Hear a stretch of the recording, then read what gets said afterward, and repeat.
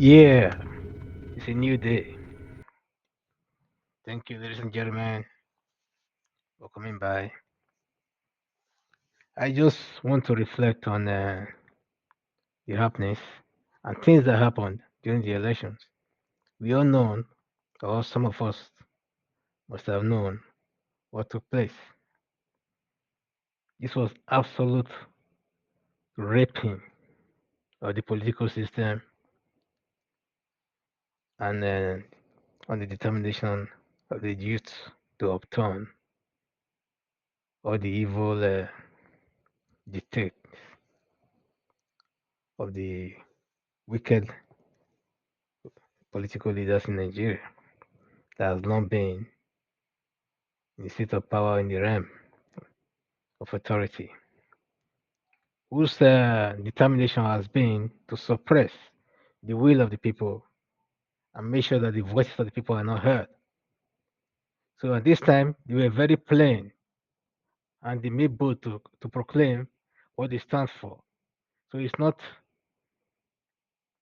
a secret anymore that we now know what they stand for or what they have stood for all these years. So, but what is left to be done is how we react or how we counter react to try to also displace, you know, displace and let's displace them, from where they are right now and take back our country from them. It's very painful, actually, to be talking in this very suburban because I've been feeling kind of sorry for the whole thing that happened in that country because the youths has really made their voice heard and they did everything within their power, to to try to turn things around for the betterment of their children and their children's children. Because as you see, we're actually not really fighting for ourselves this time around. We are not fighting for even the future generations. So they did all they could, mobilize with their own finances and everything, support each other throughout the whole times. We saw the whole thing. Even while some people were using their own money to finance Inec operation, you know, electricity, using their own torchlights and things, generators. I give them all kinds of assistance that they required, even some giving them vehicles, transportation. In Lucky, we saw all those things. These are real things. These are things that really happen. It's not like it was like in the movies or something. No, it happened for real. So we saw how people were queuing up in some centers, while others were coordinating them. Other co-voters were coordinating them, not even INEC officials, because even the INEC officials were nowhere to be seen. So you see a lot. In fact, the youth of Nigeria these days, of this time around, they are quite wiser than the average youth, even in so-called foreign developed countries. You can see it. And Nigerians are very quite, you know, they are very fast to learn. If there's one person who is just standing out there and the person is just see that person has been sincere, they are ready to follow instructions and stuff like that. And everybody just follow the line. It's like, by giving numbers and things, you just saw them. And everything was done orderly, in orderliness. The things that the police cannot do, things that the authorities cannot do, things that even the INEC cannot do. But ordinary citizens were doing it. And people were obeying like they were given the power by the people, given the authority, to or delegate them to lead.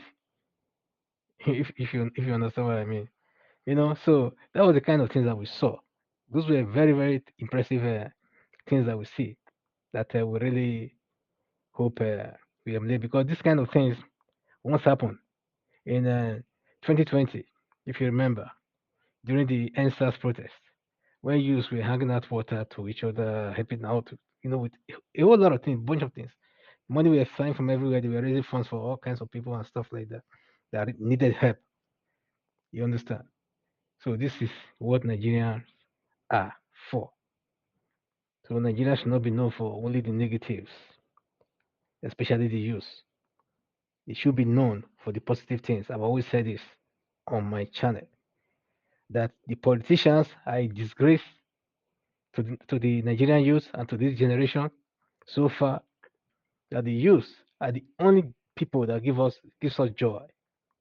You see, in sport is the youth, or in music, or entertainment, or in movies and things like that, or dramas. So it's only the Nigerian youth that has been giving Nigerians in the diaspora joy and Nigerians at home joy and hope for a better future. And the same youth are the same people that the politicians are fighting against.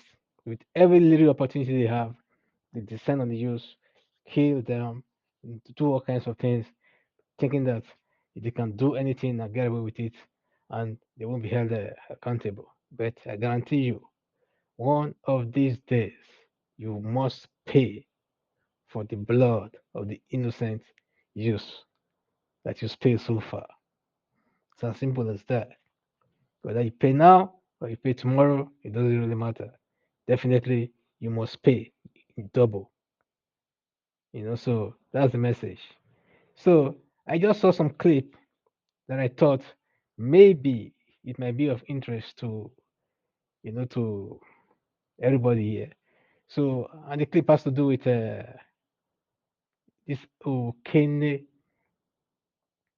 was it Okene, somewhere in Kogi.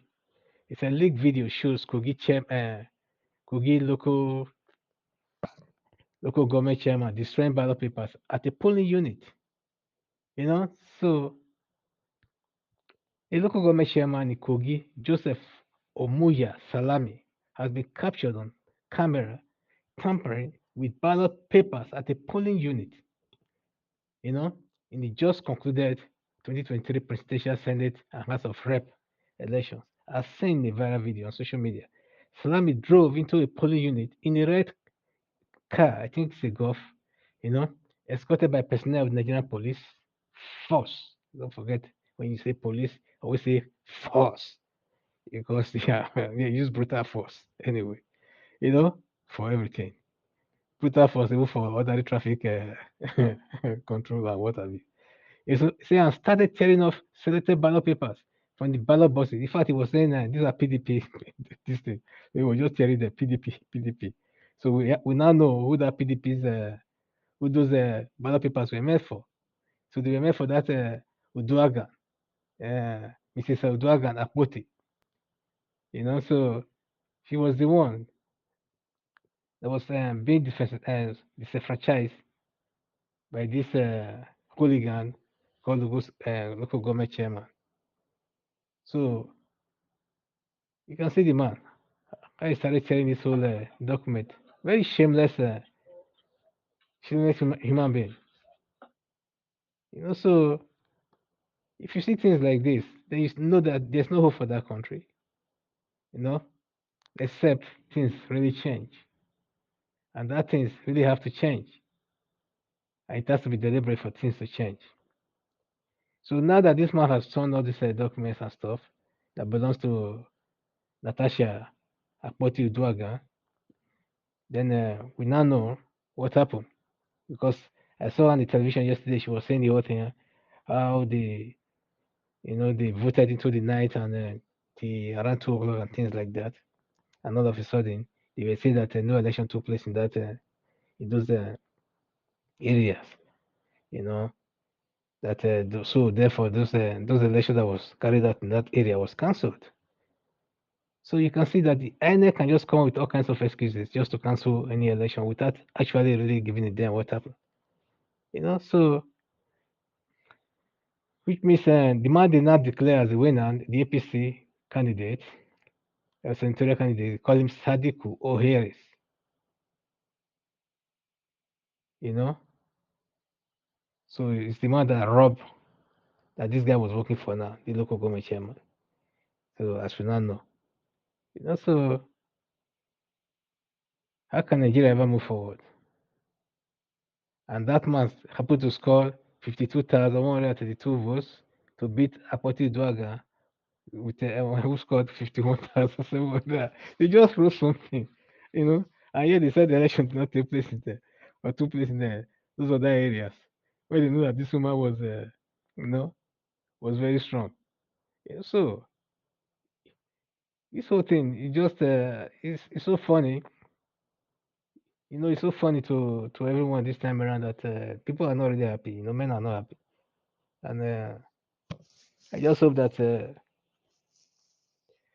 whatever happens, then things will get fixed, either through the court system, judicial system, or what have you, or whatever system. That things has to be restored. It has to be restored. It has to be reclaimed because this was a daylight robbery. You know, in so many ways. So, ladies and gentlemen, don't give up. You know, stay. Make. You have to stand firm, and you know, and carry on fighting, so that at the end of the day, we still come out victorious by the grace of God. Thank you, and God bless you.